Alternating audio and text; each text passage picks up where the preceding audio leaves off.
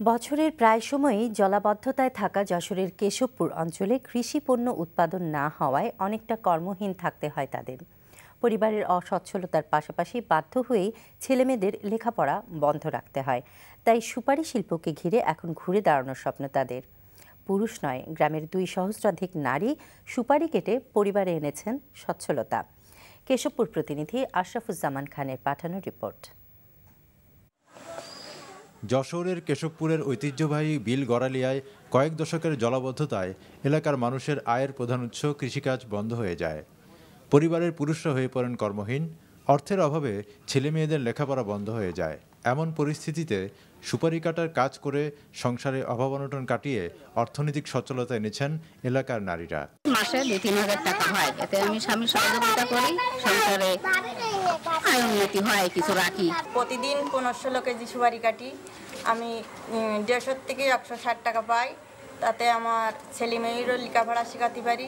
নারীদের এ কাজের সুযোগ করে দেন খতিয়াখালী গ্রামের বাবা ছেলে লক্ষণ দাস ও উত্তম দাস।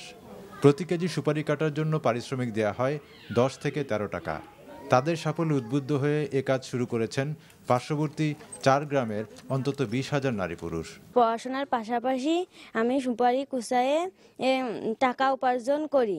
সহজ শর্তে ব্যাংক ঋণ সহ সরকারি সহায়তা পেলে সুপারি কাটার এই হস্তশিল্প হতে পারে লাখো মানুষের কর্মসংস্থানের উৎস, এমনটাই মনে করেন ব্যবসায়ীরা। যদি সরকার আমাদের ব্যাংক ঋণের ব্যবস্থা করত, তাহলে আমরাও ব্যবসাটা ভালোভাবে করতে পারতাম। পুঁজির অভাবে আমি এই ব্যবসা বাড়াতে পারতেছি না।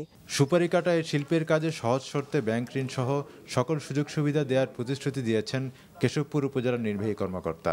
উপজেলা কৃষি ঋণ ব্যবস্থাপনা কমিটি সহ বিভিন্ন সভায় ম্যানেজারদেরকে আমরা অবহিত করেছি। ভবিষ্যতে তাদের এই শিল্পটাকে আরো বেশি উন্নত করতে পারে জন্য যে উপজেলা প্রশাসন বিভিন্ন উদ্যোগ নেবে। অভাব থেকে মুক্তি পেতে সুপারি কাটা শিল্পকে ঘিরেই ভবিষ্যৎ গড়তে চায় এলাকার মানুষ। NTV news desk.